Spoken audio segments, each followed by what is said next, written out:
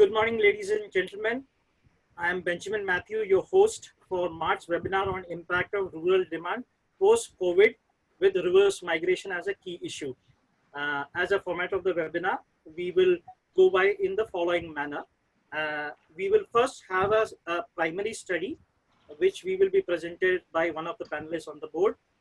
Followed by, we have about three eminent panelists on board who will speak from their own experiences and connect to their presentation and the study information as they seem pleased. Followed by a question answer session towards the end of it. We have about 15-20 minutes of question answer session towards the end. And doing all this would be our none other than the father of rural marketing, Mr. Pradeep Kashyap. He will be moderating this session. For your information, all the webinar people, all the attendees will be in the listen only mode. And I would like to hand over the mic to Mr. Kashyap for starting the session. Thank you very much, Ben, and a very good morning to all of you. I mean, there are about 450 registrations, so I imagine there'll be a large number of people attending this event.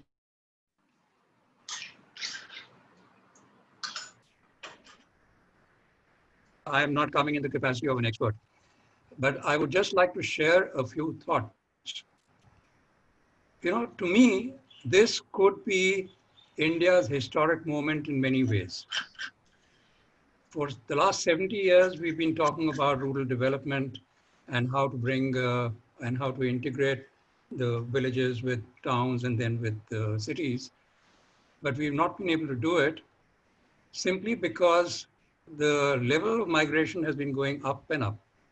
It's for the first time that we are talking of a reverse migration.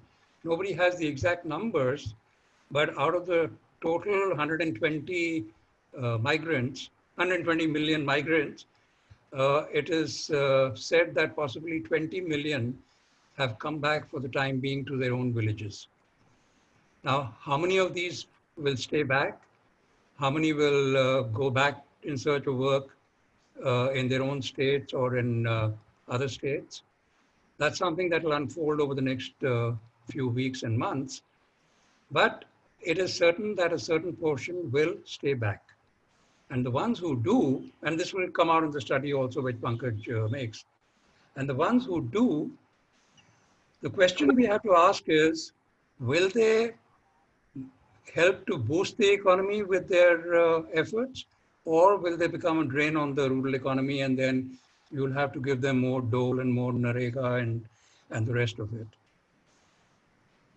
You know, if you look back at history, in 1978, when China opened its economy, as you know, they had very large PSUs. And these PSUs had the latest equipment, the latest machines, CNC, numerical controlled machines. But one of the first things they did was to dismantle the public sector undertaking, because these were, you know, bottomless pits in which money was pumped in and nothing would come out. They were making losses and losses. And these skilled workers had to go back to their villages. And when they went back to their villages, they had nothing to do, so they started using their high-level skills to start making components for discrete components for different kinds of products. And what followed from there is something that was then organized by the Chinese government, which is called the TVEs, the Town and Village Enterprises. The concept was that people in the villages who had high skills, you know, who had returned to the villages, they would make these discrete components, and these were then sent to the district towns, equivalent of our district towns, and there the sub-assemblies would take place, and finally the sub-assemblies were shipped to the big cities, where they finished the assembly, the final product was made, they branded it, they tested it, they packaged it, and they marketed the product. Now, through those TVEs, China could pull out, according to them, 400 million people out of poverty. So the number may not have been 400 million, it may have been lower, but the fact is they could pull out a large number. Now, the problem with the thinking in our country on rural development, and I've been involved with rural development as a marketing advisor to the Ministry of Rural Development. I've been involved at least for 30 years in this field now. What I find is that our approach has been very piecemeal. So you have an LPG program, you have some other program, but we don't have an integrated program.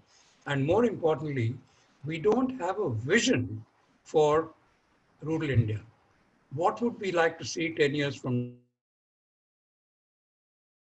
So I think this could be that historic moment where, with pressures building up, with millions of people staying back, will we just again give them dole through Narega and additional budget for Narega, or will we start looking for a holistic model? And some of you may remember that in the 70s and 80s, we had a program in rural development called the Integrated Rural Development Program. The program was very high sounding, but since I was involved in it, it actually again turned out to be a dole program where, the beneficiaries were given 15,000 rupees to start a business which nobody could do. So it didn't really work. So will we rise to the occasion this time is something that we have to see. Now, the other interesting fact which we haven't cashed in on is that we have about 600,000 villages and we have about 8,000 towns. So there are about 70 to 80 villages around each town. So you have a natural hub and spoke model, right? Because we talk of a hub and spoke model in distribution and marketing, like Coke and Pepsi and all these people. They supply to a hub and then it gets distributed down the line. So you have a natural hub and spoke model, but we have, and with the quality of roads having improved significantly, we have the opportunity to integrate this model in a more definite way, for which my suggestion to the government would be that instead of talking about smart cities, which is a program which hasn't really worked very well because with small amounts of money, you can't transform a city. But we should be talking about a smart towns program. And here I'm talking of towns with populations between 50,000 and 5 lakhs. There are about 500 towns. So if we could focus on these towns and create the common facilities. So what you call the common service centers. So for example, the tool room, or a common electroplating unit and things like that, where the small MSMEs can't invest that kind of money individually, but it could be done collectively. The other opportunity, why I say this is a historic moment, is that ours is the most informal economy in the world. 93% of our people are engaged in the informal economy, and only 7% of our workforce is in the formal sector, who are on a regular salary plus benefits. So will we now take that opportunity to try and formalize more and more of our workforce, because we have experienced the problems with an informal economy where big companies hire labor on a contract basis without giving them any benefits. And the minute there is a lockdown or there are problems, they have backed out and they have not really looked after these people. So can we talk of more formalization of the economy? And here, the tragedy is that you have a ministry for everything, and Dr. Amar Patnaik, who's from the Rajya Sabha, would vouch for that we have ministries for everything. We have a ministry for tribal affairs, right? But we don't have a ministry for migrants. And you know that the largest employer in rural India is, of course, agriculture. Within agriculture, there are about 110 million farmers. So these are the self-employed owners of their farms, and another 110 to 120 million migrant, 120 million labor force on farms. Right? Now, here is the number of migrants is also 120 million. So in a way, the migrants constitute the single largest component of the workforce, but we don't have a voice for them. So, will we look at something around that? So, so that's why I feel that this is a very important seminar, and we've got very eminent panelists for you, and they will of course share some very useful ideas. We'll have to see how we can take this forward, and perhaps Mart as an organization can put together all the thoughts that are generated here, and we could put together a white paper, and this could be then widely circulated. And let us see if something significant comes out of it, and can we, the 450 people here, be a part of this history. So with these opening comments, I just wanted to set the larger context. So with these few words, I will now invite Mr.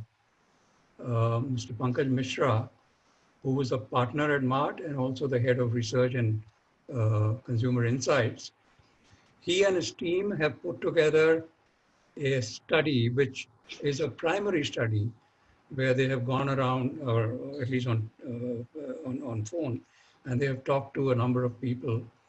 And he will be sharing some of the very interesting insights and findings, and then how we could use these to find solutions to this problem, which can be, how it can be converted into an opportunity.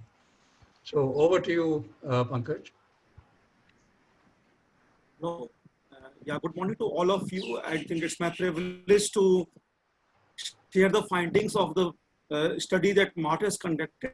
I think for last 3 decades, Mart has been at the forefront of knowledge sharing and knowledge creation in the rural domain with the leadership of Father of Rural Marketing, Mr. Pradeep Kashyap. In the same spirit, we have internally conducted a pan-India survey with the migrant workers to understand and to find answers to some of the questions which are giving sleepless nights to the corporates and all other sectors, that what is the next step of the migrants, how they are going to behave in the post-COVID scenario. So to find answers to these questions, we have conducted this study that I'm going to share with you. Let me share my screen first. And, yeah.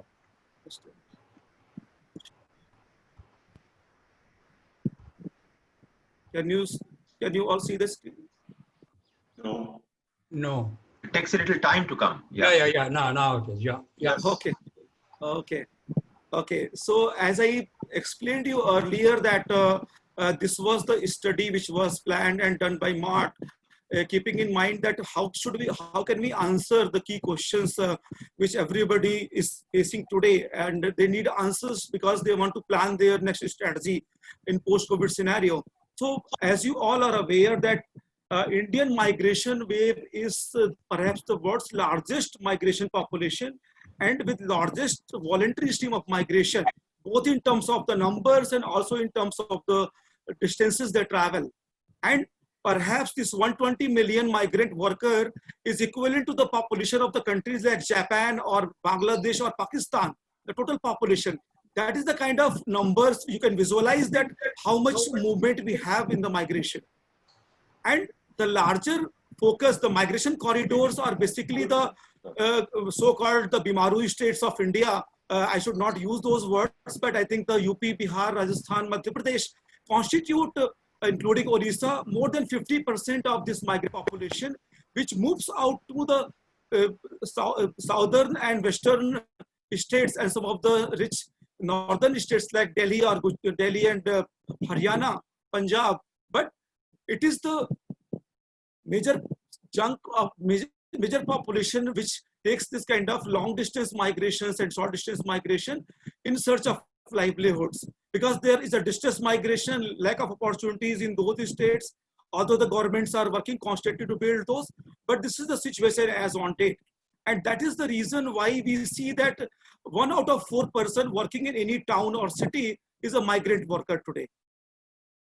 So out of 497 millions, 120 are the migrant population, and they are largely employed in the unorganized sectors like construction, domestic help, textile and handloom industries, bricklayer work, as agriculture labor. So these are the major employers of these workers.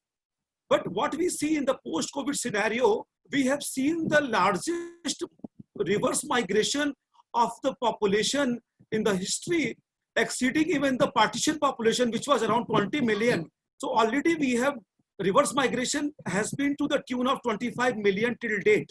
I am quoting from the figures from the different magazines and websites.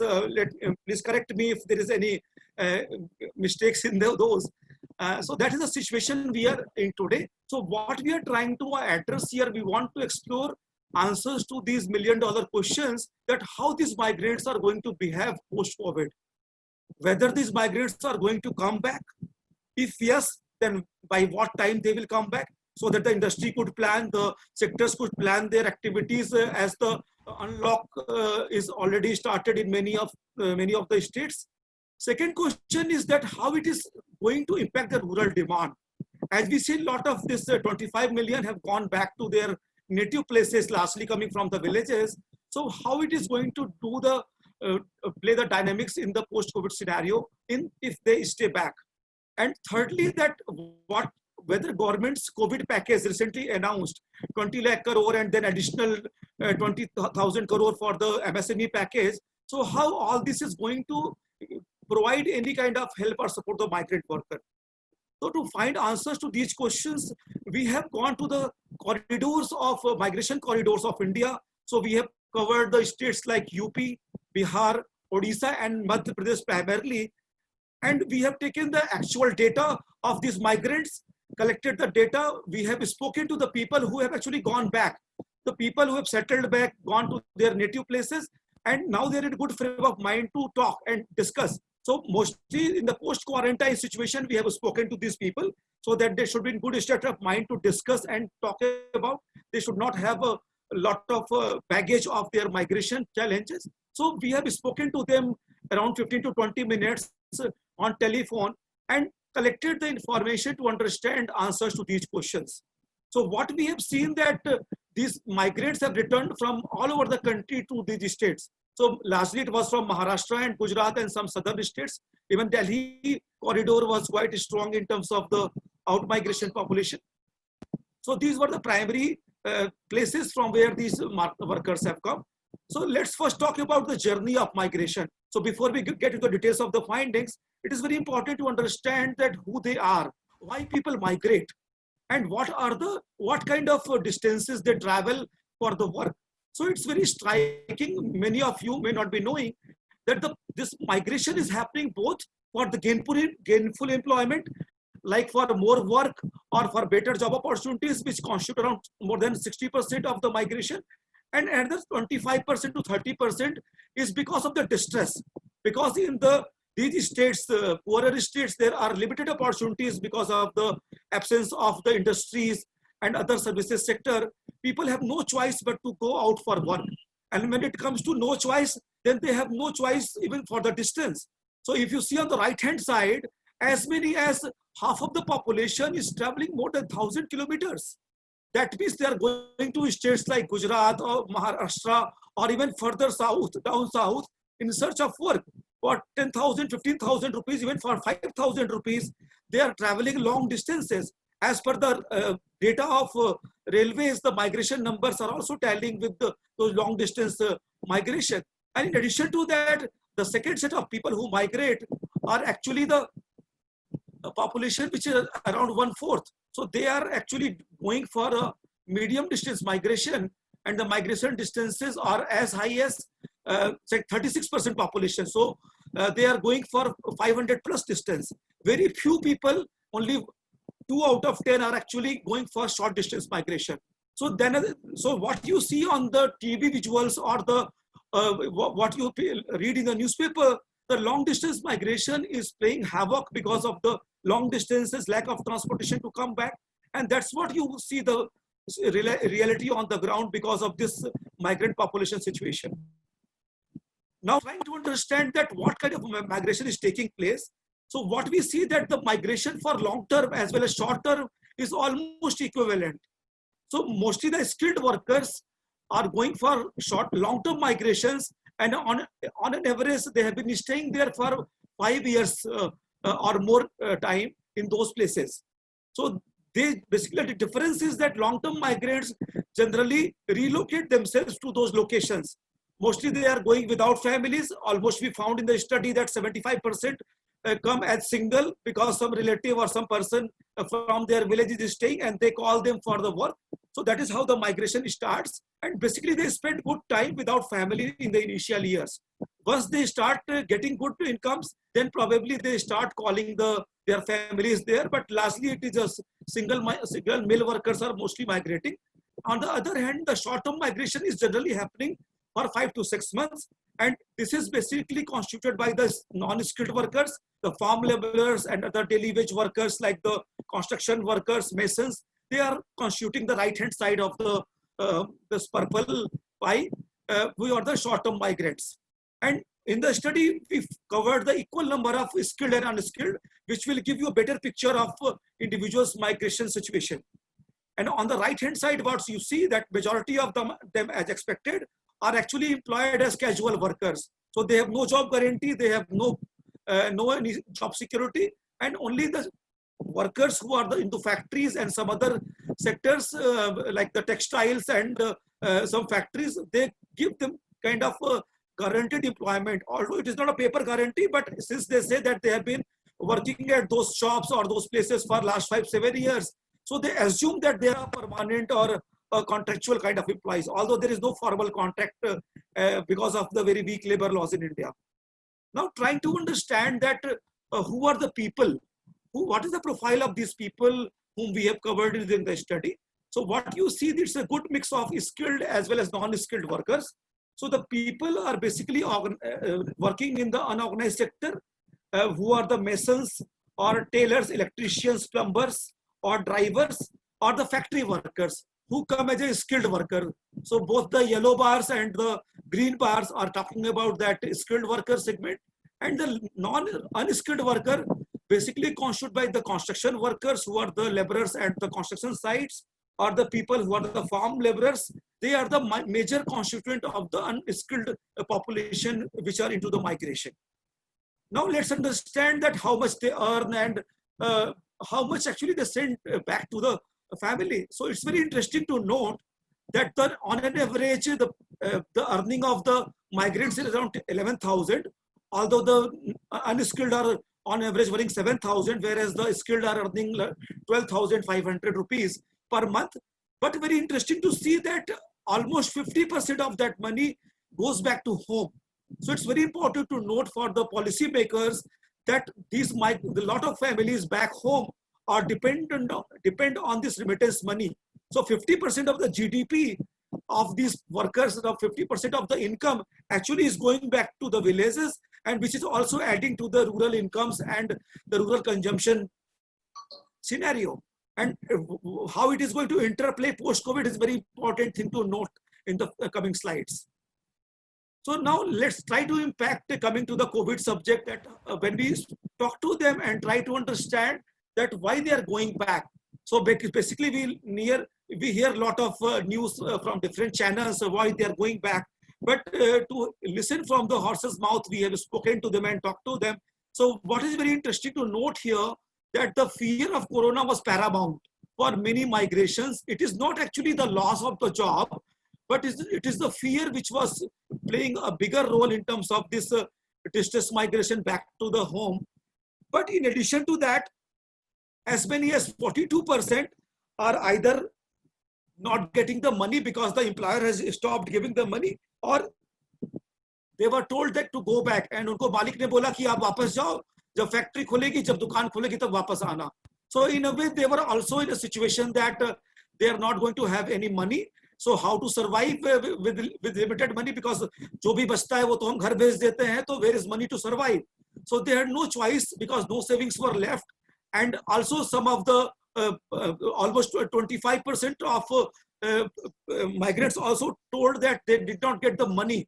75% got the money from their employers, but 25% didn't get the money from the employers. So that was also one of the reasons quoted by the some respondent for going back to home, because they had no means to survive in the cities because of these problems. So these are the major reasons coming in terms of the why they migrated. And once they gone back, so next question we try to understand that how you are meeting the expenses. So what is your coping strategy at this point of time when you are in the village and lockdown is still continuing? So how you are meeting those expenses? So many of the skilled workers who had some savings, they were meeting the expenses mostly from their savings. Some were getting 20%, were also getting the family support for meeting this crisis. But very important to note that as many as 2 out of 10 also got the Narega work. So definitely whatever government is trying to do on the ground seems to be working as per the reflection from these slides. And plus some of the workers who had some small land back home also tried to get some money from the land, or also borrowed some money from the money lenders. So that was the coping mechanism in the interim period that they are trying to use. But on the right hand side, it is very important to note that the ration card and the Aadhaar card has come as a big savior for these people. Many migrants who are not even having the ration card in their destination places could get the necessary 5 kg of rice or wheat plus some pulses for the survival. And many reported that they had 2 ration cards in the home, so they got double ration. So, so they were quite satisfied with those kind of support mechanism. In addition to that, the Ujjwala Yojana has also been reported by many migrants that they have got free का cylinder मिला है मुझे 1 महीने 2 महीने के लिए 3 महीने मिलेगा. So that was also reflected on the ground. So these 3 schemes were well quoted that they have been very savior in these tough times for the migrants. So now moving forward, so coming to the key question and the $1 million question, that what is going to be how the future is going to look like for the migrants. So this is how the future is crystal gazing looks like for us, that it's the very starting fact that the majority are going to return. So that's a big relieving news for the industry and for all the stakeholders in industry and services, that as many as 56% migrants are going to come back to their earlier place of work. So, and many of them also told कि already they have been receiving calls कि मेरे मालिक का phone आ रहा है कि आप वापस आ जाओ, अब जैसे ही लॉकडाउन खुलता है you should come back, you should join the work. So they were getting very positive vibes from their employers, that they are recalling them, and as the unlock has already started happening in many pockets of the country. So that is a positive news which is coming through. Although this study was done just before the like on 18 to 20th of this month, last month, between 18 to 20th of May, when we conducted this study. So even that point of time, many were getting these kind of calls from their employers. So they are willing to go back. We will talk that why they are willing to go back in the coming slide. But the important thing to notice are the 2 other bars, the green and purple one, that as many as 1 out of 4 is going to stay back in the village. So that is a very positive sign for the rural marketers, for the people who want to create demand in the rural. But at the same time, it has a point of caution for the industries and for the sectors who are expecting them to come back. So it is looking clear that they are not going to be in a hurry to come back, and they are mentally preparing themselves to stay back for a longer period. There is another set of population, that another 19%, who are saying that they will not go back to the earlier place. However, they are willing to go for a short distance migration. So they are willing to relocate themselves in the nearby town cities, because they are saying they have come back with the skilled. So they think that now they could find work for their skill, and they can try to get something less than the cities, but maybe better than the village remuneration for the livelihood. And another angle to look at, we look at this data from the distance perspective also. So when we ask the people that how far they are going to travel, so people who are returning back and also the people who are staying back, so we try to understand that how much distance they have been traveling for the migration or doing that. So what we found here, that the people who have gone to the maximum distances. So if you look at the, try to understand this graph, that at the bottom we have the people with the 1,000-kilometer plus travel. So there only 50% are saying that they are going to go back to their earlier places, and 50% of them are either going to stay back in the village or migrate to the nearby places. Whereas the people who had short distance migration within 500 kilometers, maybe you say, for example, from Agra to Delhi, majority of them are going to come back to the earlier place of work, and very few of them are going to stay back. So that is another important take from this slide, that the tendency of migration in future is going to be more short distance than the longer distances, because they have seen the challenges and vagaries of the reverse migration. Perhaps that is also on the mind, but the thing is that they are probably thinking that they can get the trade-off between the distance and the money is better settled with the shorter migration than the longer migration. The take maybe from this slide. Now try to understand that what is going to happen, that the piece of 1/4 population. So what is going to happen with the 25%? Who are they?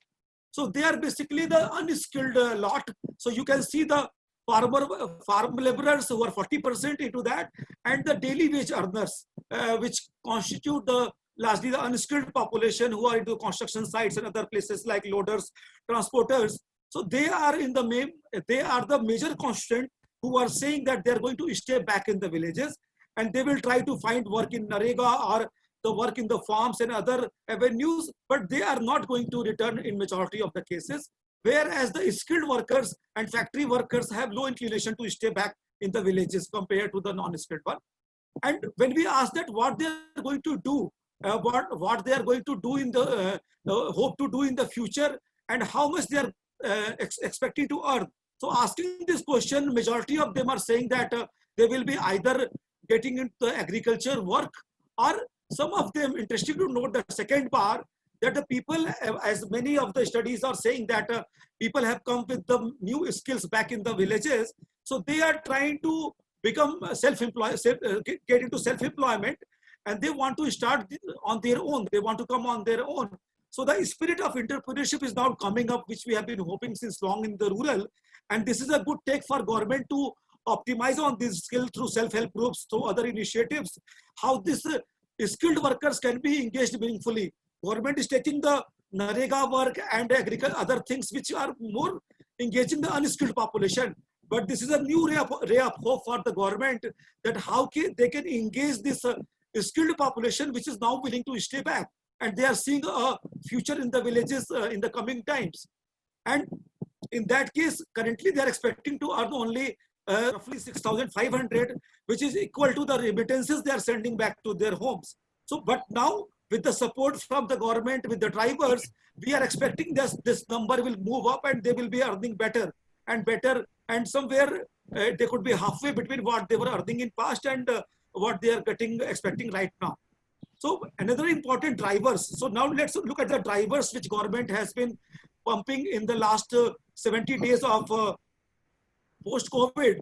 So this additional 40,000 crores for Narega fund is definitely going to create more mandates for these migrant, especially the unskilled workers who are more inclined to take those work for their survival. And the second important aspect to talk about is the agriculture reforms. So as many are talking about these reforms announced by government are like the 1991 economic reforms. So what we say that farm get infra development in terms of the cold chains, in terms of the warehousing, where government is trying to open up the sector for the private players by downgrading or by cutting the entry barriers, encouraging the barrier-free trade for the farmers for interstate trading of commodities. This is all going to create the better farm income, and ultimately it will give more employment to these migrants in the villages. So that is the second important factor we foresee that is going to play a big role in terms of building incomes. And last but not the least is the collateral-free loans and the Mudra Sishu loans, 50,000 plus loans that government has announced. This is going to give good support to these people who are trying to put their skill in the village, be it the electricians or plumbers or other people who want to be on their own in the villages and would need little fund to do these kind of activities, to buy some tools, to do those works in a better way, how they are doing in the cities. Because now they have learned the skills to manage tools, to bring little more automation in their work. So this kind of support will be very much savior for them, and which will actually protect and retain them in the villages. If we don't don't do these things, I fear that they have no choice but again to go back to their earlier places, which they don't want to do right now. So what the implications it is going to have, what we clearly see that it is going to, first of all, create the growth, create the rural incomes, new rural incomes in terms of self-employment and from the NREGA support. It is going to also bring a lot of mechanization in the destination places. So like this 25% people who are not going to go back, and we see that 40% are the farm laborers who are working in Maharashtra, Gujarat and down south in the farms. Now when they are not going to come back, so the agri companies, especially the tractor and implement companies, can see a big opportunity of creating the innovative mechanization tools. Because what you see today, farm laborers are either doing the sowing or the harvesting work by and large. So this is a good opportunity for the agri machinery industry to create innovative machines and tools which are affordable for the farmers, both of small and medium scale, and they will get a rapid adoption, because it is very clear that at least for the next season of cropping, these workers are not going to come back, and they are going to suffer if they are not going to get the right implements and right machinery to harvest the crop, or they don't get the right things to sow the crop. So these are the major opportunity areas for those companies to focus upon. And thirdly, it is the growth in the rural consumption. So the demand for two-wheelers, for the FMCG and the other FMCG categories is going to grow as this population is going to stay back, and some new income is going to be created in the villages. And since the post-COVID scenario also looks that people will go for more of a personal transport choice, so we see a demand of two-wheelers, and other four-wheelers also might be rising in the coming times. And last point to note that dissemination of new skills. The migrants who have come back with new skills are going to disseminate this skill to other unskilled population, and that is also going to be creating the new employment, and the government dream of skilling India can get a good leap of faith from this kind of trend behavior that we are predicting to come. Now moving to the next set of people, the 56% who are returning back to the earlier place. Who are they? So here we see that a good relief is that most of the skilled workers, be the 30% of wage earners or the factory workers, they are going to come back. So 60%, these people, majority of this segment is going to come back to the cities, back to the work. So this will minimize the planning for the corporates in terms of. Hello? Pankaj, I'll have to request you to try and close because it's taken time. Yeah, thank you. Sorry, sir. I will, yeah. No, go ahead. This is what is. Yeah. So what is going to happen with this event? They are going to return for more money. They are going to return within maximum will run immediately or within 3 to 6 months. So we are expecting that majority of them will be back within 6 months. And they are going to get support from the MSME packages for job creation, collateral-free loans, and the rental housing scheme that government is announcing for the migrants. And it is helping the partial restoration of the workforce more in the organized sector. It will also create an automation need for the industry to meet the shortfall, and the employers will get the reinstatement of this migrant workers. So migrants are going to get back their money and their incomes because of this returning of the migrants. And the third segment, which is the who are going to migrate to the nearby location, they are largely the skilled people who are going to migrate in the nearby cities. And this is going to create kind of a new opportunities in the small towns in terms of better availability of the workforce, which is more skilled, and it will provide the support for more industrialization in the small towns because of this availability. And also it will create a scope for integration of the small town and rural in a hub and spoke model. So just to summarize what we are saying, that this will lead to the partial restoration of the workforce in the industry within 6 months, but now automation will also be needed for the meeting the shortfall in the short long term. But there would be definitely the increase in the rural income, which will drive the consumption growth, and the small towns will emerge as a hub, which will be a win-win scenario for a small town and the rural economy. And as rightly said by Kashyap sir, that government need to initiate the small town initiative to projects in these 50,000 to 5 lakh population of 500 such locations, so that this decentralization of the economy and the larger dream of Abdul Kalam and Mahatma Gandhi can be met through this kind of approach. Thanks a lot for your time listening. Yeah.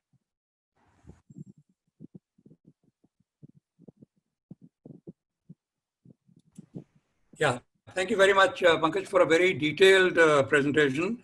I mean, you did exceed your time, but I just felt that there was so much information you had with you that it would have benefited the people, and also the kind of comments that have been coming, which I've been reading right through, shows a lot of interest amongst the participants to discuss this more and to learn more about it. So thank you very much.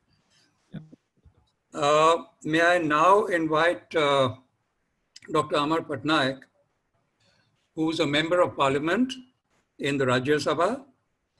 He retired from the IANAS service and was formerly the Principal Accountant General of Odisha, Sikkim, West Bengal, and Kerala. So over to you, Dr. Patnaik. Thank you. Thank you, Dr. Kashyap, and thank you, Pankaj. Thank you, everybody.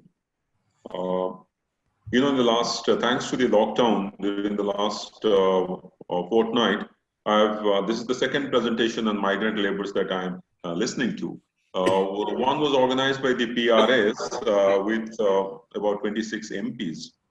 And that was delivered by one professor who works exclusively on migration in IIM Ahmedabad, Chinmay Tumbe.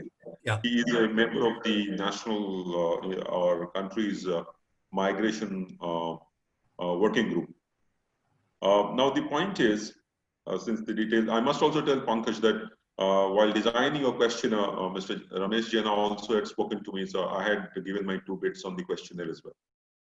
Now I have a few, since you're very, very detailed, and I think we're running short of time, I have a few concerns and few questions. The intra-state migration within the state itself and out-state migration. Now, you would be surprised to know that out of the 120 or 130 million that you're talking about, the intra-state migration is substantial within the state itself. So, a lot of what you are saying probably doesn't apply to them. Then the second aspect, I'm just raising a few issues. I'm not really making a discourse. Second is this, places like Kerala, places like Punjab. I was posted in Kerala as principal AG, so I know the out migration from that country or from that state is not because they're poor, not because there are opportunities. So Mr. Tumbe talks about the density of population in an area. So in coastal Odisha, a lot of migration which is taking place is because of, or in West Bengal, is because of the density of population, which also translates in a way you can say to the lack of opportunities, but not necessarily poverty levels. The third aspect is, in Odisha, huge number of people go from one particular area called Ganjam to Surat. The entire Surat's textile handloom industry is from these people. Now that's not because of anything. It is simply because of a historical connection You go there and he's calling families. So many of them are permanently settled there. And another interesting thing, which probably could be factored into your data, which says that 56% want to return back, is also because of the fact, which I never knew, in fact, I learned it later, is that generally these permanent migrants who are not seasonal, they return home during this rainy season, during the month of June for various kinds of things. Only thing that has happened this time, it has become a little bit earlier than the usual time. So that may be the reason why they've come early, a little bit early, but then they'll go back around. The third point is this temporary mismatch between demand and supply of labor in the destination and in the parent state could alter significantly by giving signals relating to increase in wages, or hum aapko ghar de denge, because now ministry has announced that particular thing, which I think is the single most, because I was handling the movement of migrations from those places to my state during this crisis period, from the party and from the government. I was trying to pitch in a way, because I had served in many of those states myself. So I found that the initial, the stoppage of the train itself gave them a sense of the distance. Otherwise, when the communication, if it would have remained, the sense of distance would have been lost. I mean, they wouldn't have really probably felt bad. They are just coming in a little early and they'll go back. And if you give a signal of higher wages or a dormitory kind of accommodation, or you are giving a formal contract, or you are luring, as today I read some contractors in Hyderabad have invited their laborers to come back by flight ticket from Jharkhand. The things again will alter. So the study that we have done and the figures that we have generated, the responses that we have got as perceptions may not really hold in the longer run. Having said so, the point is that yes, some people would still be probably staying back, and they will be contributing or not contributing, as Mr. Kashyap said, in some way. But I fully agree with Mr. Kashyap's assertion that we should have been having a Ministry of Migration. The very fact that we are just not cognizant of this but huge population and their contribution to the economy until this crisis. If the migrant people from Odisha do not go to Gujarat, in spite of all the mechanization, their handloom sector and their gems and jewelry cutting and textile sector will go for a 6. So this is, I fully agree. And the act that we had of the migrant laborers 1979, it is just not delivered. So a lot of work has to be done on the migrant issue. We have to get them formalized. We have to give them the social, economic, health benefits, including one country, one ration, that is a ration, at the place where they are.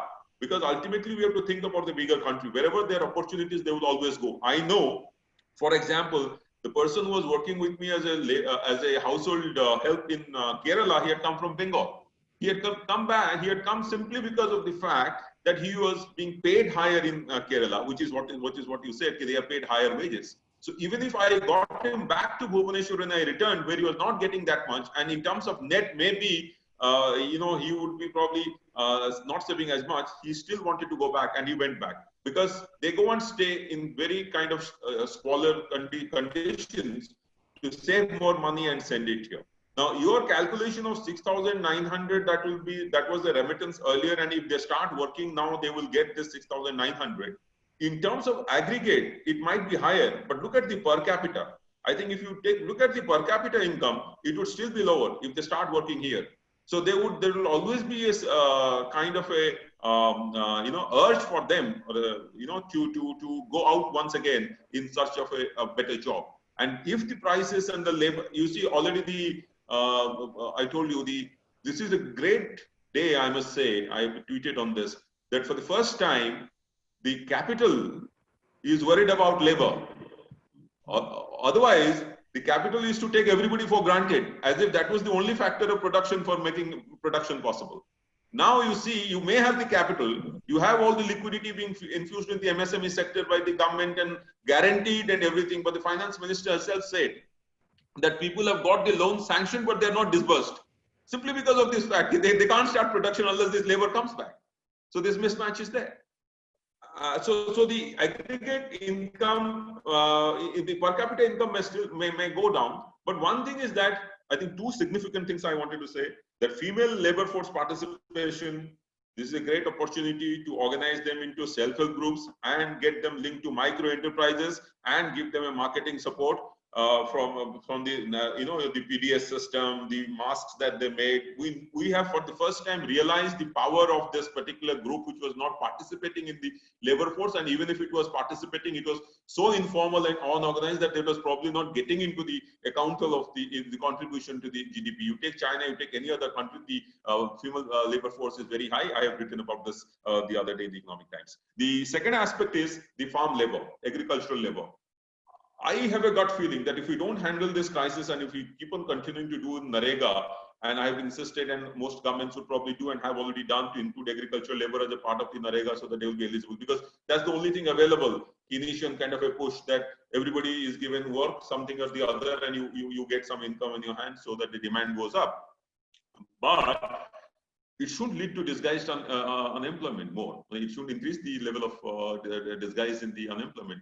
So unless we, and some of this, as you have given, some of these people used to go to the other states during the time of harvesting for agricultural labor. I think it will continue even though there might be more mechanization. So for them, we need to have, I think, schemes which was, the IRDP was good, but there was a problem that, there's a story. When it has become individual oriented and not community oriented, then it hasn't given results in our country. So the community-based enterprise systems.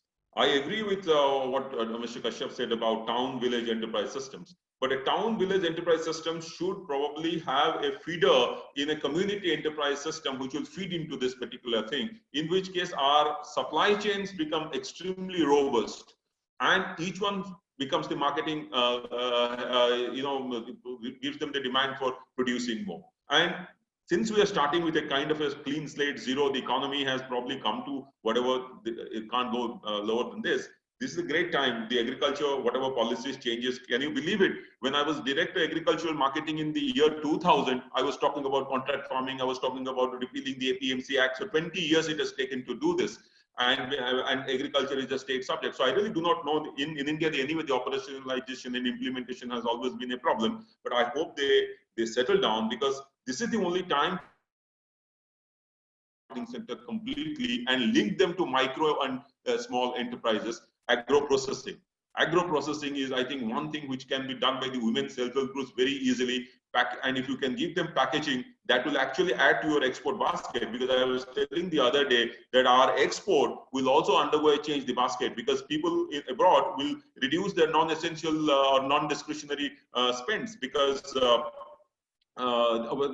discretionary spend, non-essential spend, they'll reduce simply because of the fact that their economy is also ensemble. So you couldn't be doing more of those perfumes and all that. It will be knowledge-based things. It will be agro-processing kind of a things. So I have a feeling we have been always talking about skill, giving the skill, but what is the demand? We have to link it to that. That particular thing is not happening. We are not able to tell our farmers, we are not able to tell our MSME sector on this particular aspect that this is what is the requirement. This is where the possible areas of innovation. These are the possible areas where you could explore. All that we are saying that these are the skills that are available. You choose it, you take it. We are actually not hand-holding them as much as we should do. As if we really want, then our knowledge that we are having has to be imparted to them in some manner, which is probably not happening in an integrated manner that I would like.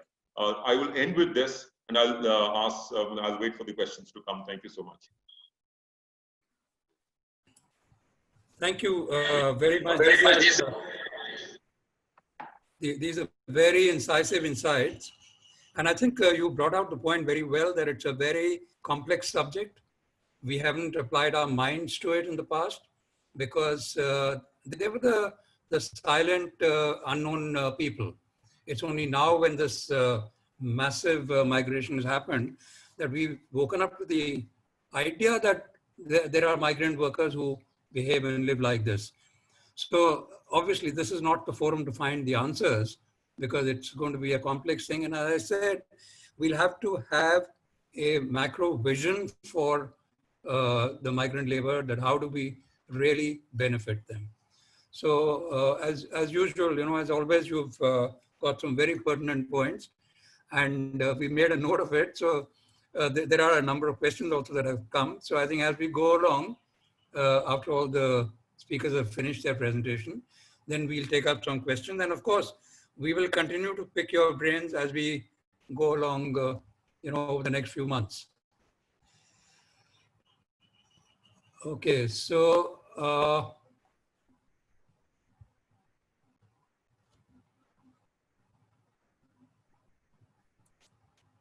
yeah. Can you hear me? Because my screen went blank. Yeah, I can hear you. Okay, yeah. So thank you very much, Dr. Amar Patnaik. We'll get back to you. Thank you so much. It's a pleasure. Yeah, It's a pleasure. Yeah, thank you. We must Yeah, work now- together. My Yes. heart is there in agriculture, in the rural economy, even though I'm studied in Delhi. Yeah. Mart is going to be right behind you. Thank you. I mean, Ramesh is always, for his morning walks, he comes back from his walk, he calls me up and he says, today we discussed this. So he's We really picked up become each your other's disciple. brain, actually. Okay. Thanks. So it's my pleasure now to invite Mr. Sanjay Panigrihi. Sanjay and I have known each other for many years, and I can tell you he has impeccable credentials. He's from the first batch of IRMA, and he started his career with Amul and went on to become the general manager, and then went on to join Sri Sehaj. They had these common service centers, which was the Government of India concept. So he started and ran some 30,000 common service centers. And he has spent his entire career of almost 40 years in the FMCG sector. And most of it, I would say almost all of it, in the rural sector. So over to you, Sanjay, for your observations about how the FMCG sector will respond to this crisis. Will it be an opportunity or otherwise? Thanks a lot.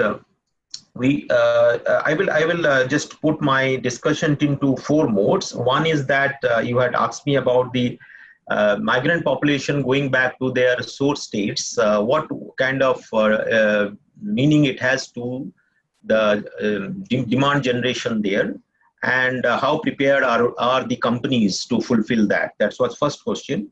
Then we'll talk about the general impact of COVID in rural market.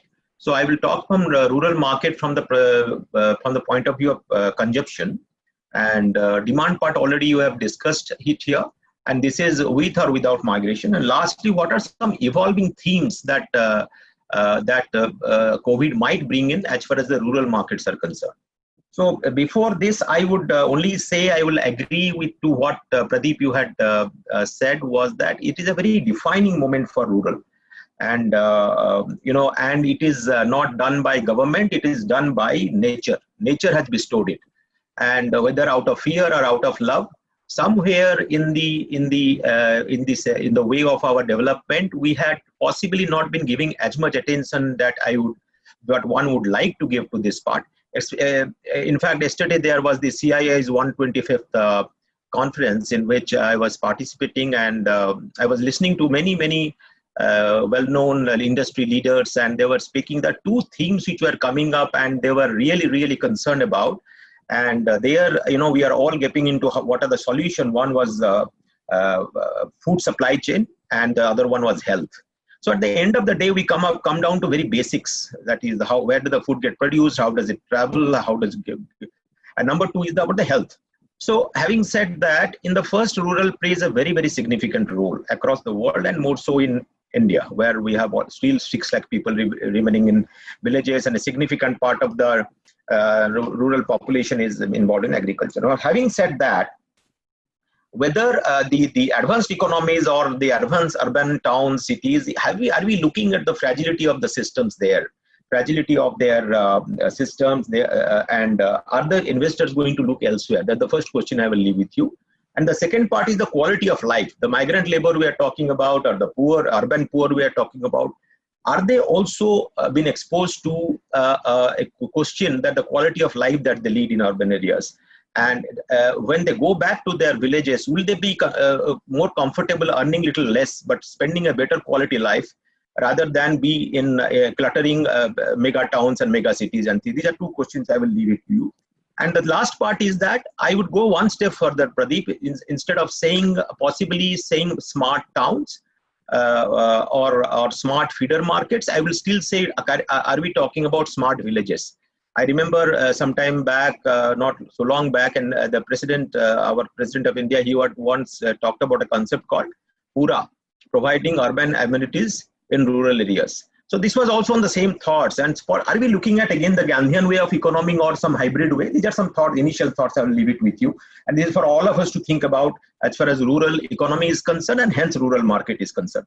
So now let's come back to the main point for which you had asked me to share my thoughts. First is that migrant population, when they come back, what happens to the village demand? Now, from your data point, you had 2.9 crores of people that you estimated have come back.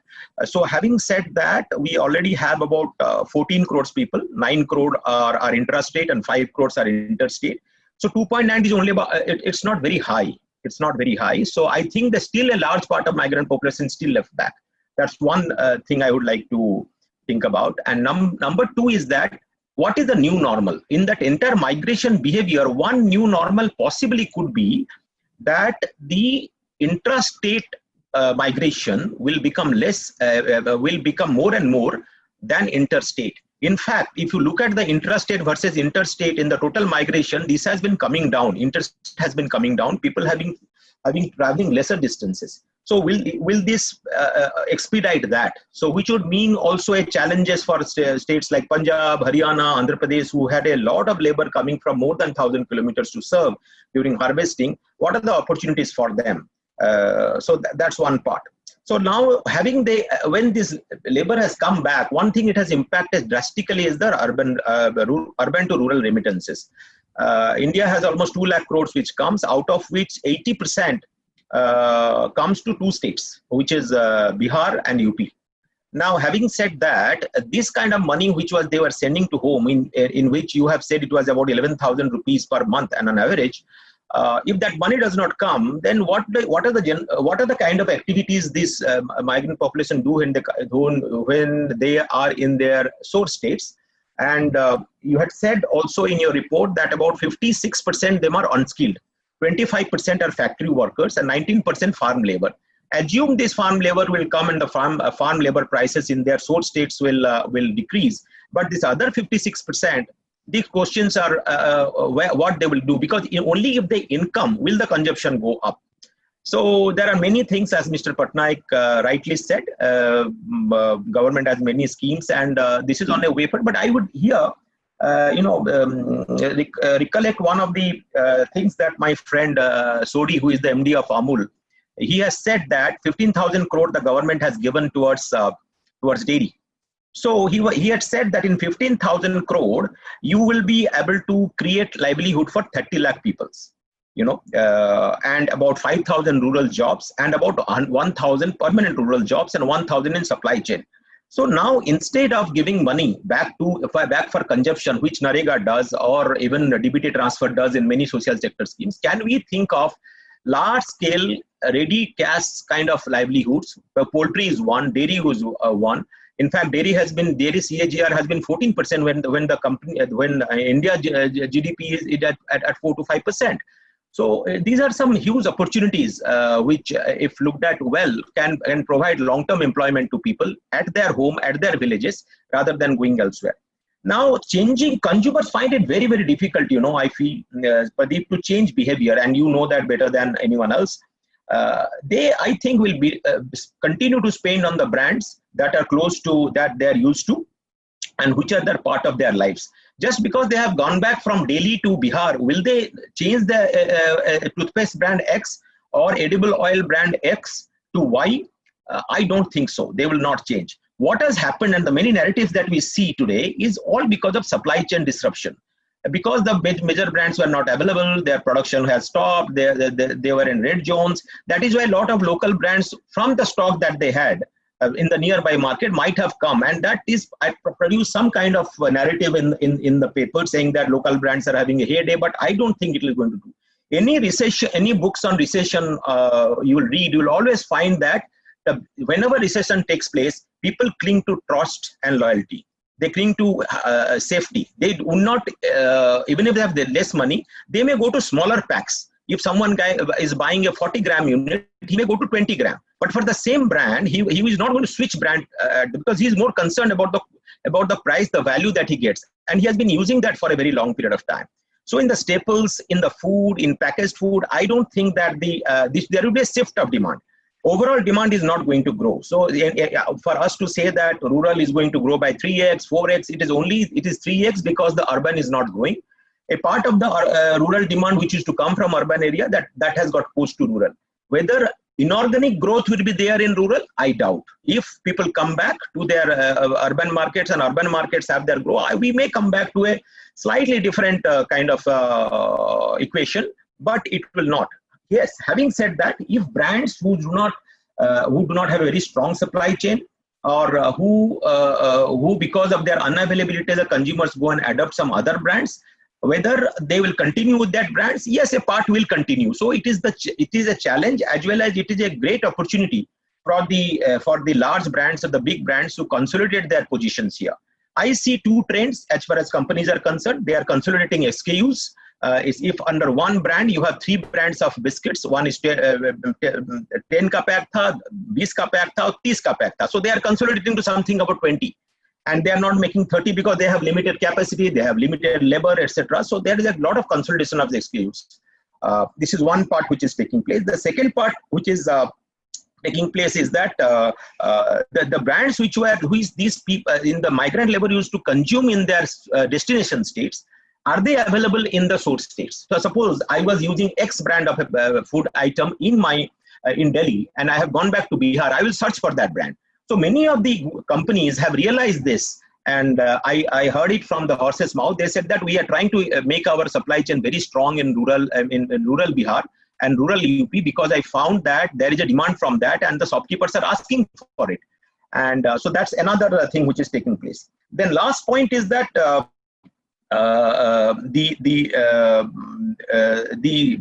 point which Mr. Patnaik said about the migrant labor, I think that high time has come that we look at the labor from the migrant labor as a community, and the government takes up certain things. I think 2017 there was a white paper on reorganization and providing security to migrant labor. That needs definitely a rethought and relook at. And something like a Aragya Setu app that you have for people. Can you have some app for the migrant labor? This will help. Technology will help a lot in this. So this is my take on the migrant labor part. The second part I would come down to is what happens to the rural market when post-COVID. Migrant labor is only a part of it. So I think that availability of labor, capacity to produce, profitability concerned, supply chain, these were all factors in the first phase of lockdown. But as times have progressed, I think things will come back to normal. We are already at 70% production as far as FMCG is concerned. Most of the industry is at 70%. So we'll get into 90-100% of this. But at the same time, I just told you earlier, there will be some shift of one point downwards. For example, if you were at a particular price point, you may come down to a lower price point on the same brand. That's one thing that might take place. Second is the consolidation of SKUs, which I already had discussed about. About the categories, I think this entire Corona thing is fear-led and not led by any design. So when it is fear-led, I think products which are in health hygiene or adjacent to health hygiene, they will have a great upsurge, and there may be inorganic growth there. People who are not using, let us say, antiseptic, people who are not using soap, which was 99% free, has people free from germs, they may switch to that. That may be adoption of those new customers as well as more occasion of use. That is one thing may happen. Local brands, I don't think so that local brands or regional players will have a lot of. In fact, I will see that local brands and regional brands will not be able to fight it out. because unless they were earlier also very strong, they are normally operate on a very high trade margin. Today, the matter is of supply chain and not of trade margin. Retailers are saying that humko maal chahiye. Please give us stocks and don't talk about what schemes you have got. So they lose out on that front. There is one sector which had got a tremendous impact, and a downward impact was the cold drinks or aerated soft drinks. And in the rural, the glass bottles are a very large segment. Repeat use jis product ka hota hai, customers which are going to go away. They are going to go to one time use kind of a PET bottle kind of a thing. So and cold drinks, because of some fear led to that, this is wo gale ko kharab karta hai. Ice cream, cold drinks have got a huge hit in their summer months, which was got peak season. Juices, and again in the health category, they may go up, and it depends on those prosperous rural states and non-prosperous rural states, and one can continue on that. As far as FMCG is concerned, I think there is going to be postponement of purchase of semi-automatic washing machines or single-door fridges, which are most common in rural areas, high track sales. There could be a postponement. Harvesting has been pretty good this time, and I was talking to my friends in the agriculture. They were saying that government almost has procured as much they were procuring during the same phase when there was no COVID, and supply chain has been better and better. So farmers are going to get the money, but they're going to be cautious. So even if they were to, because the fear which has come so much, I don't think they are going to spend on any new addition of FMCG in the next 6 to 9 months, till the time the supply chain becomes. Only 1 or 2 products that may see some amount of more adoption. One is mobile phones in the sub 15K category, and some traction of laptops, because people are becoming more and more digital. I was Pradeep, you know that I was always demanding that when adoption of technology will take place in rural. 2 things: one is demonetization, and second is COVID. I think we have seen a change in the rural, which is a boon in terms of the digital penetration. Adoption has been huge. I recently was talking to my dealers, 10 of them in UP, 5 of them in Bihar, and another 10 in Rajasthan, all together on one screen, and they were on their mobile phone. I couldn't believe it, that, and they were in 3,000 population village. And they said, sir, hum karte hain na, baatcheet karte hain, WhatsApp mein baatcheet karte hain. So this thing, is it not for entertainment only? They have started learning to give orders on WhatsApp. They are slowly getting convinced, because of contactless selling, that can I send money by money transfer rather than giving a check. All these behavioral changes are going to take place as far as the rural supply chain is concerned. And two-wheelers is a category which might see some amount of upsurge because of personal mobility. The fear of traveling in a bus, the fear of traveling in train. Will there be a surge? I would presume there would be. So having said that, I will end by saying what are some evolving things. In-home consumption will be up. Out-home consumption will be raised. So rural hotels, rural small-town eateries may see some amount of setback, number 1. Huge digital adoption, we have talked about. And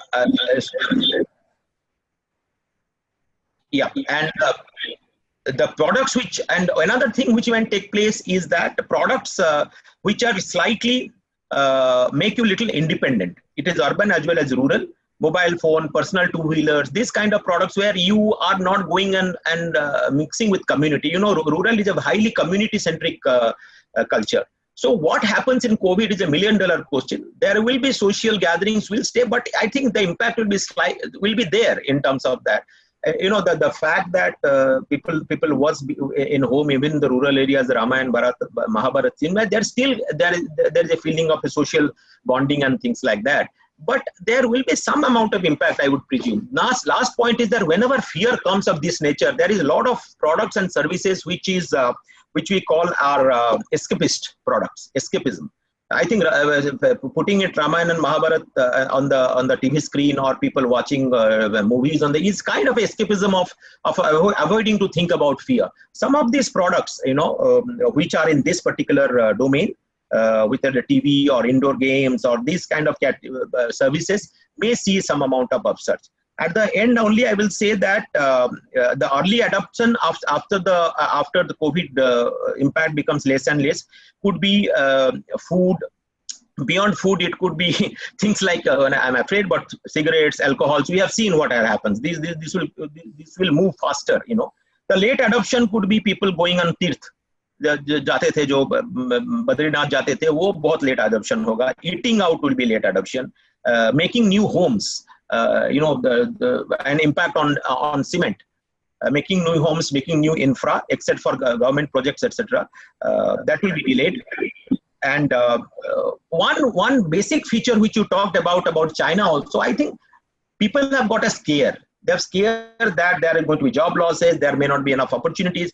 So people will try to work harder. This is not a system, this is not something happened because of a wrong policy at the state or the government level. It is induced by nature. So there will be a lot of changes in terms of the culture of people in work culture and things like that. For example, you know, companies may not like to send their people to rural areas, but people will still work hard by using video calling, etc. It is possible, and people are doing that also. So contactless selling, contactless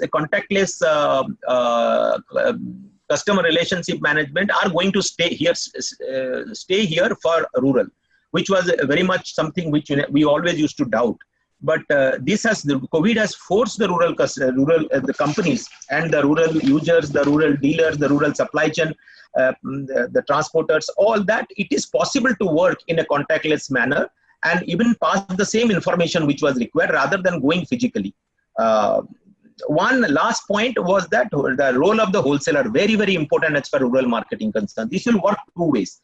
The people were going to buy from the wholesalers, but they stopped going because they were afraid that the wholesalers are in the semi-urban or urban market. They will not go.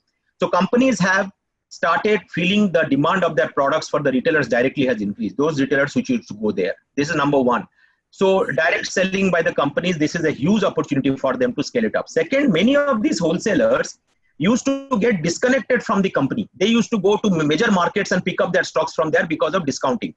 These people now are being, they could not go. Like someone from Nasik could possibly come to Mumbai to pick up something. Now he could not come. So now what is happening is that he is getting connected to the network in Nasik of the company, which the company very much wanted earlier, and saying that let's talk. So that is getting a new kind of alliance between the wholesalers and the company, which is becoming stronger and stronger.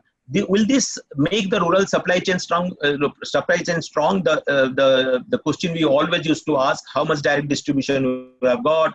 How efficient is your supply chain? I think very much yes. Very much with the use of technology and the intents of the company with what COVID has taught us. I think it's a very positive sign, and I am very, very hopeful that Ajay told you it's a defining moment for rural. How much you will be able to retain it, and how much the organized sector will be able to retain it is all about our efforts. Last point is that government has some roles to play. I think 80% of the role of the government, if I were in position, will be supply chain. Even today, I hear the drivers are not getting passes. There is one advisory from the state, there is another advisory from the district, there is another advisory from the town, there is another advisory from the center. So when your trucks move carrying goods from X to Y, which advisory there? So we have challenges there. What can be done about it? And the faster you make that, the earlier benefits you will get. That is the first point. Second is that the MSP or the minimum support price, can we stabilize that? And because normally the market price after the essential commodity is abolished, and normally we have seen that the actual price rating in the market is near about in most communities to the MSP. So government defines the price actually. What can be done in there? Is there an opportunity? Number one. And number two, the prices to the farmers which you pay. Normally MSP का जो पैसा थोड़ा late आता है, वो उसमें government कुछ कर सकती है क्या because of the need? So if the money comes back to agriculture or the farmers into their hand from the sales of their harvest, I think that's a huge thing for the rural consumption, and that will really make the entire thing very strong. So these are few points which were coming to my mind. I thought I said. Thank you very much, Sanjay. As usual, your knowledge is very grounded. It comes from level 0 and not 33,000 feet above. So thank you very much. We'll now have the last speaker. I just want to make a point here that the session should have completed at 12:15. So by now our session should have been over. But हम सब लोग हिंदुस्तानी हैं, so we do take our time. So I'm now going to request. Kashyap, I'll have to leave. Please allow me to leave because there's okay. Come up. So I'll hear the record. I'll get the recording and maybe. Yeah, we'll send you the recording, and we'll keep this dialogue going. This is only the beginning of the dialogue. Thank you. Huh? Thank you. Thank you very much for being a part of this. Thank you. And I hope at some stage you will take all these issues to the Rajya Sabha also. Very interesting. Because Very, this very is a keen. very keen. critical, thing for us. Yes, I'm very keen. In fact, I think we should have a separate committee now. We don't have a committee to look after this. After this thing, we should actually have a committee because you see, this is a multidisciplinary, kind of a ministry kind of a work which is required. If you put it under the Ministry of let's say construction workers, under urban development, or under the highways or something, it doesn't really address their agriculture. Get lost. We have to have a separate ministry in the long term, and we have to ensure that. Mr. Kashyap, if you would be very keen, in fact, we can write on this together, both of us, on this particular aspect, the separate ministry as well as having an interdisciplinary team, because parliamentary committee should be there, I think, because this wants an integrated plan to redress their issues.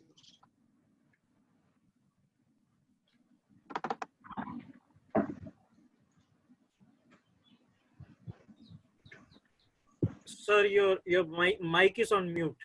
Would you? But yeah.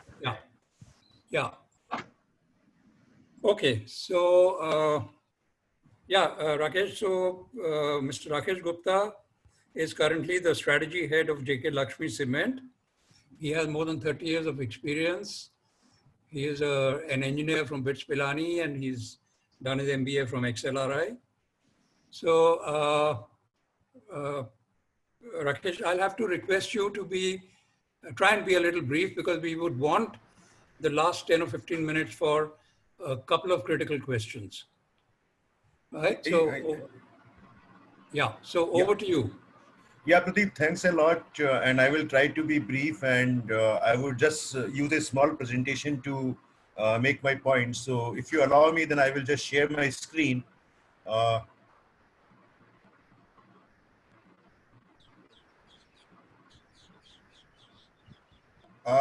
Pradeep, you are on mute, so I can't hear you.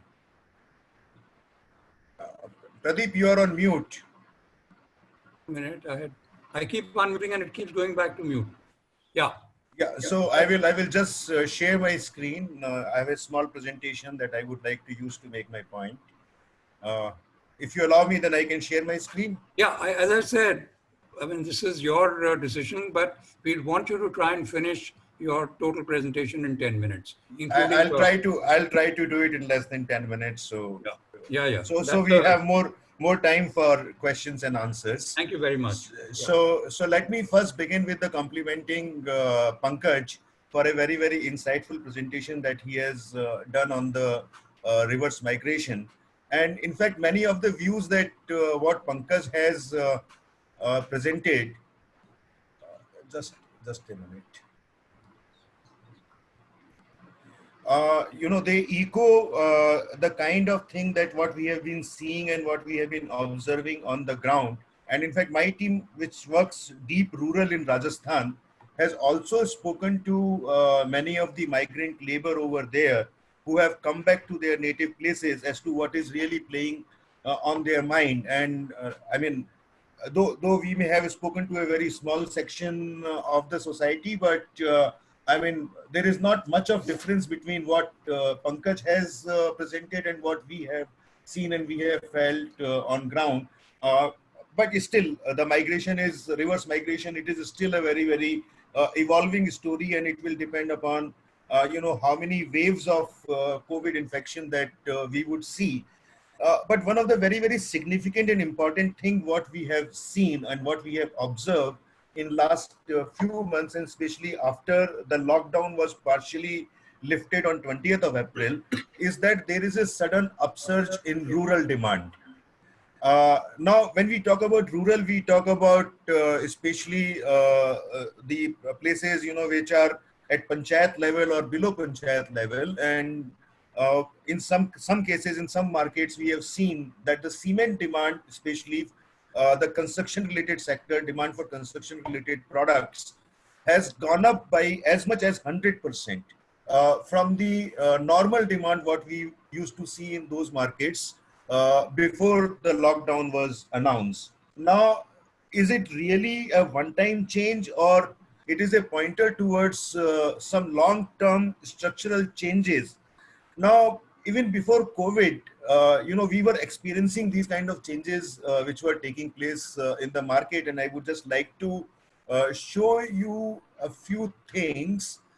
If you really look at it, construction sector is a very, very big sector in terms of employment. I think it probably is the biggest employment provider after agriculture. It and is. and if you really look at it in your presentation also, you have brought out that 50% of the migrant workforce is somehow or another is linked to construction sector. Now, rural construction has always been, at least for last 7-8 years, has been always been growing at a much faster pace than the construction which was taking place in urban sector. So the demand growth in rural is not really a new phenomena what we have recently observed, but it has been building up since many number of years. I mean, primarily due to a variety of housing schemes, Narega, rural incomes going up, and all that. So we have been observing this thing for quite some time, and if you really look at it, I mean, construction, housing is one of the major sector, and infrastructure is another sector. 40% of demand is basically influenced by the government control or government aided funding. Now, what we see even in terms of the stimulus package that has been announced, the major portion is going towards revival of rural economy and MSME sector. So to that extent, I mean, one would see that it would be a continuation of the trend that what we have been seeing for last so many years, where rural construction has been rising at much faster rate.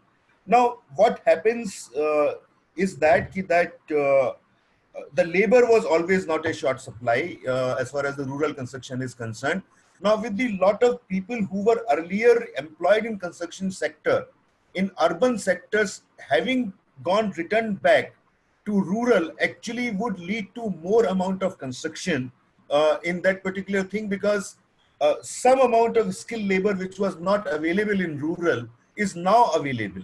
And what we see, and when we talk to the consumers over there, what they say is that they would like to complete their construction work as early as possible. So this is one of the major change that what we are witnessing.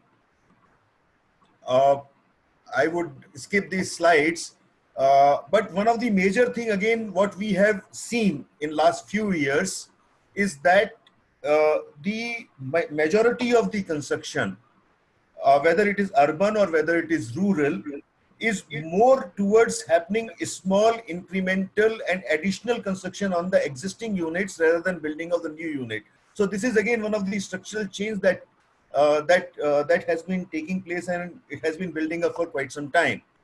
I mean, if you really look at it, nearly about 80% of the construction sites, or 70% or 80% of the construction sites, whether it is urban or rural, are the construction sites which are already there. They are not new. So construction is happening either way of some additional floor is being added to that, or some repair or alterations are happening to that.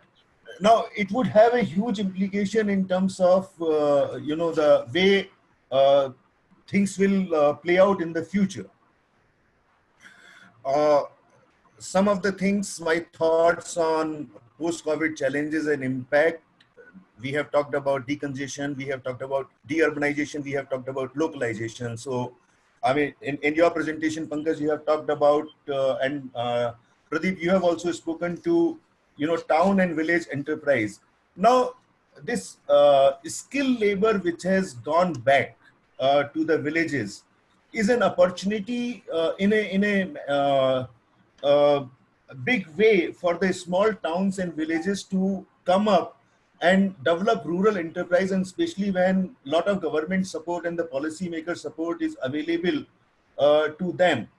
uh, I mean, till now, let us say that industry has attracted skills from the villages. Now, one could always see a trend of industry moving to the places where skills are available. So, one of yeah, did you say, Pradeep, anything? No, you go ahead. Yeah. So one of the thing which can probably happen is that instead of skills moving to where the industry is, small and medium enterprises can move. So let us say, for example, we have a lot of gem, stone cutting and stone polishing industry, which is there in Gujarat, which is there in Surat, which attracts a lot of migrant labor from Odisha or Bengal or other places. Now, these are small units. So one can probably, I mean, it all depends upon how many number of waves of migration and reverse migration we are going to see. But one long-term trend possibly could be this thing that instead of skills moving to the industry will move where the skill is, and especially in those sectors where the value addition by way of skill is significantly high. Now, that would mean that lot of decongestion is going to take place, lot of deurbanization is going to take place, lot of localization is going to take place, the local incomes will go up, the local construction will go up. Now, let us say that if there are 25 million people, if they have gone back to their villages, they will have additional need in terms of housing. They would have additional need for multiple number of products and services if the job opportunities are created, and they happen over there. So these are some of the things I think that policymakers need to think and take those into consideration. Uh, uh, I mean, when we look at thinking that what should be our response, long-term response to the crisis or the magnitude of the problem that we have not seen since independence. Coming back to the construction sector specifically, now there are 4 pointers that I would like to say. One is in terms of construction practices. Now, as we have seen this thing that migrant labor form nearly about 40% or 50% of the construction workforce. And if the labor shortage is going to be there, especially in the urban area, then maybe probably that is the time for adoption of construction practices and adopting the products and uh, methods which are less labor intensive and more driven by the technologies. Maybe probably one has to look at the policy level changes, the policy by which the labor is hired, the way the labor is treated, all those things may have to go through some changes. The business priorities may probably have to be redefined. Now, in one of the seminar which was recently organized by CII or NADECO, I mean, many of the builders or many of the contractors and all are talking about not constraint on the demand side, but not constraint on the supply side, but rather on demand side. That the demand is going to go down. Now, they will have to really revisit their priorities. They will have to really see this thing that instead of taking few number of big jobs, would they be more keen to take up a more number of smaller jobs? They will have to revisit their business models and all those things. I would like to sum up by saying that rural or the reverse migration definitely has the potential to bring about some structural changes in our overall economic model. And your suggestion in terms of the developing town and village enterprises, I think is quite relevant in these changing times. uh, the focus on developing few smart cities versus the focus on developing smart towns or smart villages, I think probably can provide a long-term sustainable solution to the kind of crisis that we are currently dealing with. So over to you, Pradeep.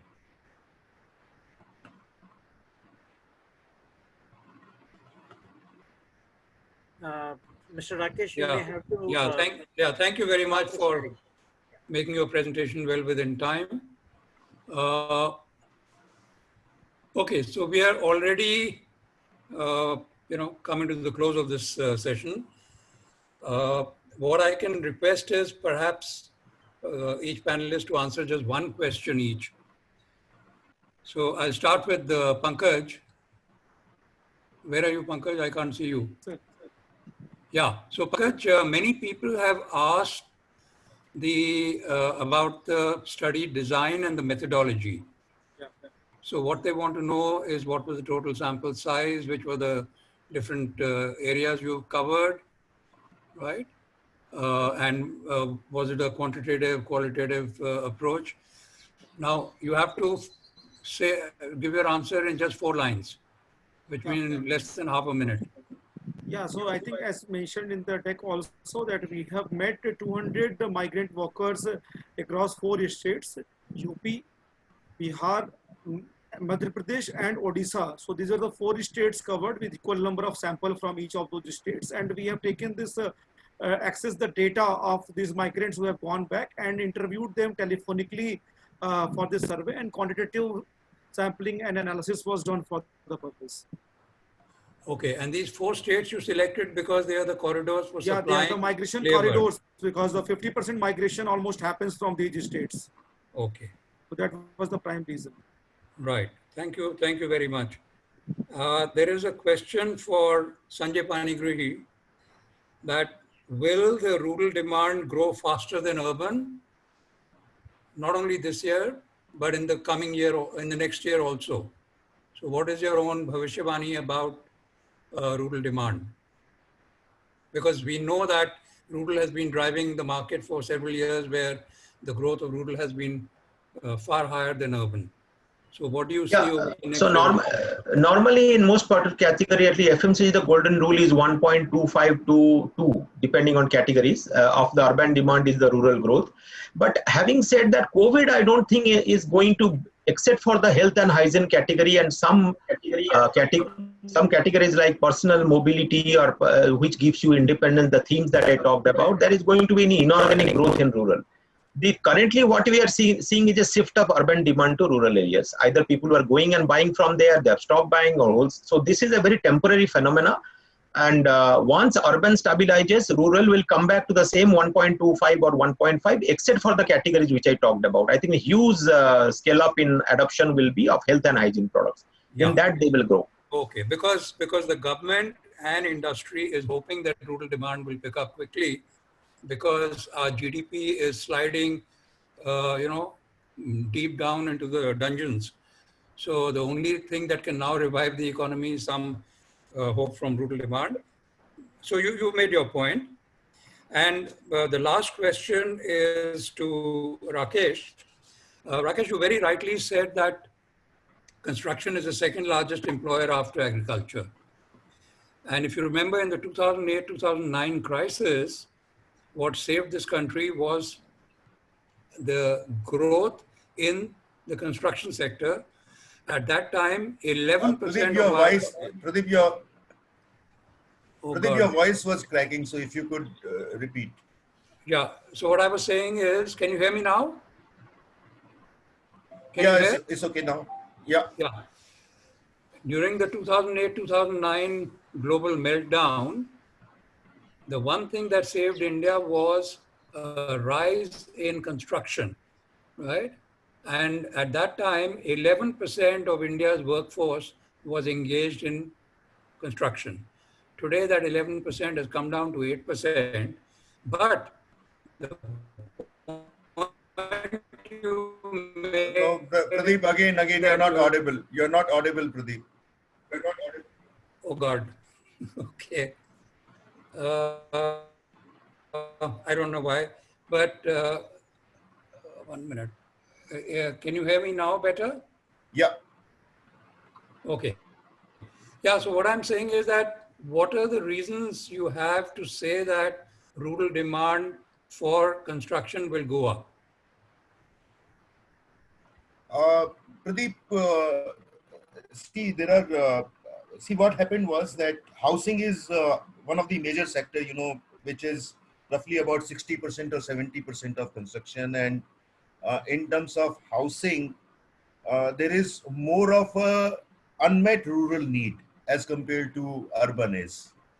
Uh, there are multiple number of, NSSO led researches and all that, which point out to that the number of kacha houses in rural is far, far more greater as compared to number of kacha houses which are there in urban India. And if you really look at it, even since independence, the major driver of the construction in housing is not the new construction, but it is, we have looked at the data for last 60 years, 70 years, and it is more, demand is more driven by the journey from kacha to pakka. Now, this kacha to pakka journey has taken place quite substantially in last 15 to 20 years. And urban markets are nearly now close to peak kind of thing, but where there is still a lot of ground to be covered as far as the rural is concerned. And this Pradhan Mantri Awas Yojana or Indra Awas Yojana earlier, or lot of variety of the housing initiatives.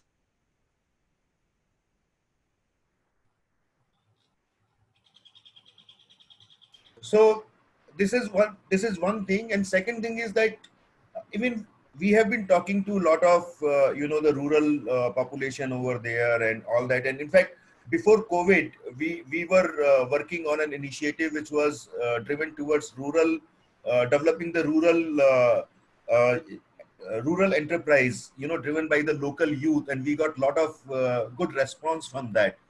Now, by and large, the COVID has come now, but overall general behavior now is that people prefer to live closer to their homes. So if they are able to get their jobs or their livelihoods and all that, then they would prefer to live close with their family, close to their home, then go for migration. Now, these are some of the reasons that why we would believe that the rural construction will rise much faster pace as compared to the urban construction. I hope it answers your question. Yeah, right. Thank you very much, Rakesh. Now, we come to the close of this session. I would first like to thank all our four panelists for making some very thought-provoking presentations. Because what we have to remember is that there is just no information about migrants, and therefore this is the first attempt that we are trying to get some information, and the panelists have added immensely to this process. What I also want to announce is that we will be sharing the report which Pankaj has presented with all the participants. What I also want to say is that there is a lot of enthusiastic response from all of you. We've got a very large number of questions and chats. So we will try and make some sense out of it and see if we can share something out of this also. See, what we have to remember is that we will have to create the knowledge together. This is the first attempt. And now, as Dr. Amar Patnaik, the MP from Rajya Sabha, also said that the Rajya Sabha is thinking in terms of putting together a committee on migrant labor. There is also talk about having a separate ministry, something that I've been talking for several months now. So, so therefore, we don't have all the answers. There are a number of questions saying, what is the breakup of this? What is the age profile of different people? Will they actually stay back? You know, hundreds of such questions. And I'll be honest that nobody has all the answers. This is only the beginning of the search. And as we go along, we'll become wiser and we'll come out with better solutions. And hopefully, we'll be able to serve the cause of the migrants. So thank you very much, all of you, once again, for participating in this so enthusiastically, for asking all your questions, and to the panelists for doing a great job. Jai Hind.